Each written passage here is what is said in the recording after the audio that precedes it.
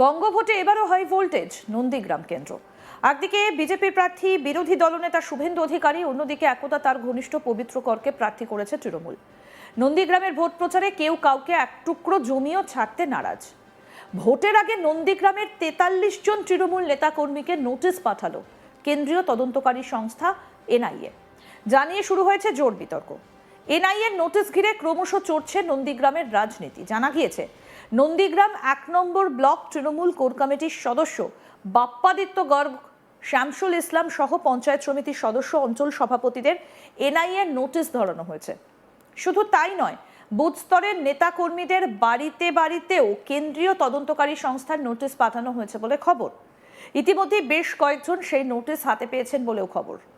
যেখানে 17 এপ্রিল কলকাতার এনআইএর দপ্তরে হাজির হবার নির্দেশ দেওয়া হয়েছে।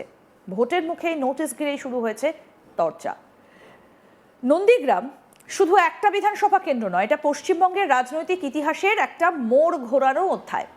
2007 সালে জমি আন্দোলনের প্রতীক, তৃণমূলের উত্থানের কেন্দ্র। এই কেন্দ্র থেকেই রাজ্যে ক্ষমতার পালাবদলের সূচনা হয়েছিল। আর 2021 সালের নির্বাচনে এখানে মুখোমুখি লড়াই হয়েছিল মমতা ব্যানার্জি এবং শুভেন্দু অধিকারীর মধ্যে। আর সেই লড়াইয়ে অল্প ব্যবধানে জয়ী হন শুভেন্দু অধিকারী। ফলে নন্দীগ্রাম এখন শুধু একটা আসন নয়, এটা রাজনৈতিক সম্মানের লড়াই, এটা প্রভাবের প্রতীক। এই নির্বাচনের সবথেকে গুরুত্বপূর্ণ দিক হলো ব্যক্তিগত সম্পর্কের রূপান্তর রাজনৈতিক প্রতিদ্বন্দ্বিতায়। পবিত্রকর একসময় শুভেন্দু অধিকারীর ঘনিষ্ঠ বলে পরিচিত ছিলেন। এখন তিনিই তৃণমূলের মুখ হয়ে লড়ছেন তার প্রাক্তন সহকর্মীর বিরুদ্ধে। এতে লড়াই আরও ব্যক্তিগত, আরও তীব্র। ভোটের আগে হঠাৎ করে সামনে এসেছে বড় খবর। ন্যাশনাল ইনভেস্টিগেশন এজেন্সি 43 জন তৃণমূল নেতাকর্মীকে নোটিশ পাঠিয়েছে। নোটিশে বলা হয়েছে 17 এপ্রিল কলকাতার দপ্তরে হাজির হতে হবে। নোটিশ পাওয়া ব্যক্তিদের মধ্যে রয়েছেন বাপ্পাদিত্য গর্গ, শামসুল ইসলাম, পঞ্চায়েত সমিতির সদস্য, অঞ্চল সভাপতি। বুথ স্তরের কর্মী শুধু শীর্ষ নেতাই নন, তৃণমূলের গ্রাউন্ড লেভেল সংগঠনও এর আওতায় এসেছে। আর এই নোটিশকে ঘিরে তীব্র রাজনৈতিক প্রতিক্রিয়া তৈরি হয়েছে। তৃণমূলের অভিযোগ, বেছে বেছে নোটিশ পাঠানো হয়েছে। যারা ভোট পরিচালনার সঙ্গে যুক্ত তাদের টার্গেট করা হচ্ছে। ভোটের আগে সংগঠন দুর্বল করার চেষ্টা। কি বলছেন তৃণমূল নেতা শেখ সুফিয়ান, শুনব। নন্দীগ্রামে এইমাত্র এনআইএর নোটিশ পেয়েছে 43 জন ব্যক্তি। আপনারা জানেন 25 সালে নন্দীগ্রাম শামসাবাদ অঞ্চলে কাঞ্চননগরে ল্যান্ড ডেভেলপমেন্ট ব্যাংকের ভোট হয়েছিল। সেখানে মিথ্যা অপপ্রচার করে বোম ফেটেছে।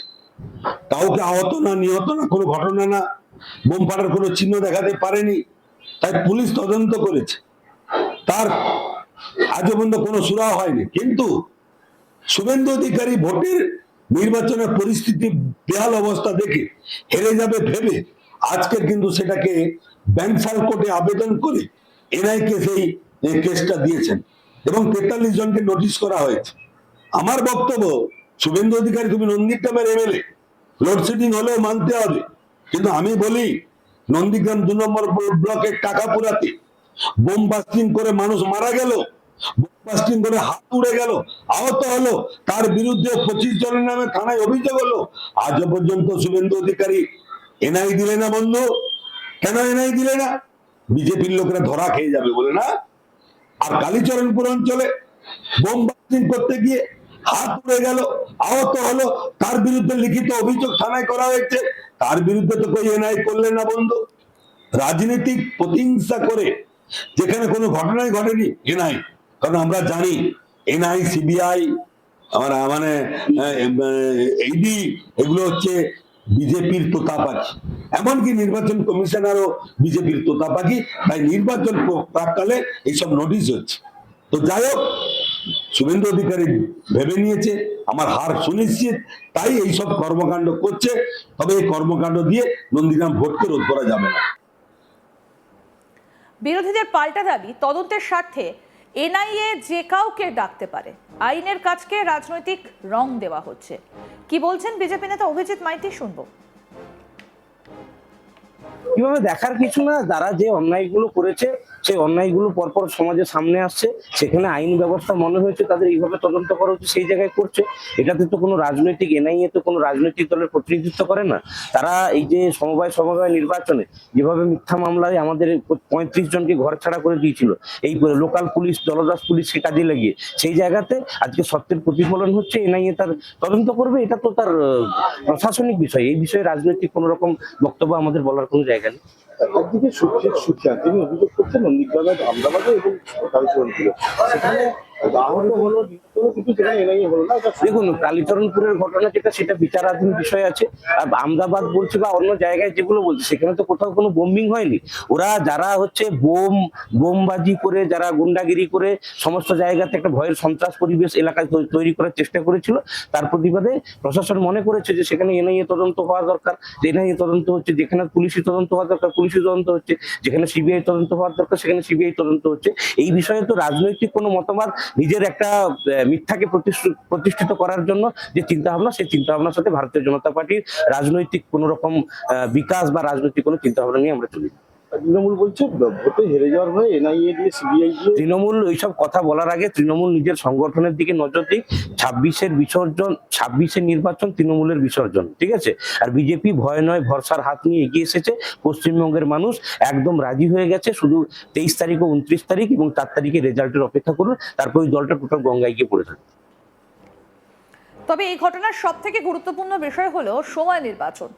ভোটের ঠিক আগে কেন এই নোটিশ? বিশ্লেষকদের মতে এটা কাকতালীয় হতে পারে, আবার কৌশলগত হতে পারে। কারণ নির্বাচন মানেই সংগঠন নির্ভর লড়াই। বুথ স্তরের কর্মীরা সবচেয়ে বেশি গুরুত্বপূর্ণ। এই সময়ে তাদের ব্যস্ত রাখা বা চাপে রাখা ভোটের ফলাফলে প্রভাব ফেলতে পারে। নন্দীগ্রামের মতো কেন্দ্রে আসল লড়াই কিন্তু সেই বুথ স্তরে।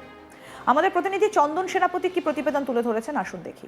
এই মুহূর্তে আমরা দাঁড়িয়ে রয়েছি নন্দীগ্রাম, এবং এই নন্দীগ্রামের সবচেয়ে বড় খবর, মোট 43 জন তৃণমূল নেতা নেতৃত্বকে নোটিশ পাঠালো এনআইএ দপ্তর। আমরা আবারও বলে রাখি, 43 জন তৃণমূল নেতা নেতৃত্ব, যারা নন্দীগ্রামের তৃণমূল নেতা নেতৃত্ব, সেই 43 জন নেতা নেতৃত্বকে নোটিশ পাঠিয়েছে এনআইএ দপ্তর। যেটা জানা যাচ্ছে যে 2024 সালের 8ই ডিসেম্বর একটি কোঅপারেটিভ ব্যাংকের নির্বাচনকে ঘিরে একটা বড়সড় ঝামেলা সৃষ্টি হয়েছিল, যেখানে বোমাবাজির মতো ঘটনা হয়েছিল, এবং সেই ঘটনায় আদালতের নির্দেশে তদন্তভার গিয়েছিল এনআইএর হাতে।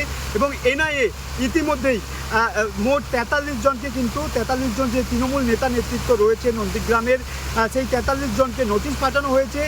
আমরা জানি যে সদ্য নির্বাচন প্রক্রিয়া শুরু হয়ে গিয়েছে এবং আর কয়েকদিনের মধ্যেই কিন্তু নির্বাচন প্রক্রিয়া সম্পন্ন হবে।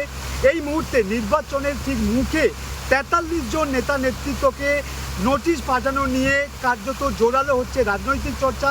তৃণমূলের পক্ষ থেকে ইতিমধ্যেই দাবি করা হচ্ছে, যেহেতু নির্বাচন সামনে রয়েছে, সেই নির্বাচনকে স্তব্ধ করে দেওয়ার জন্য এনআইএর নোটিশ পাঠানো হয়েছে। এবং শুধু তাই নয়, তারা বিজেপির যোগ সাজসের কিন্তু অভিযোগও করছেন তৃণমূল নেতৃত্ব। যদিও নন্দীগ্রামের যারা বিজেপি নেতৃত্ব রয়েছে, তাদের যেটা দাবি যে এনআইএ তদন্তের স্বার্থে তাদেরকে নোটিশ পাঠিয়েছে।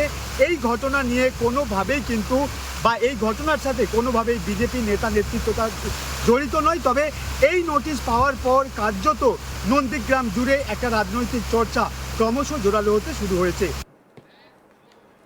আরও আপডেট পেতে দেখতে থাকুন আজ তাক বাংলা। সাবস্ক্রাইব করুন, নোটিফিকেশন পেতে বেল বাটন অপশন প্রেস করুন।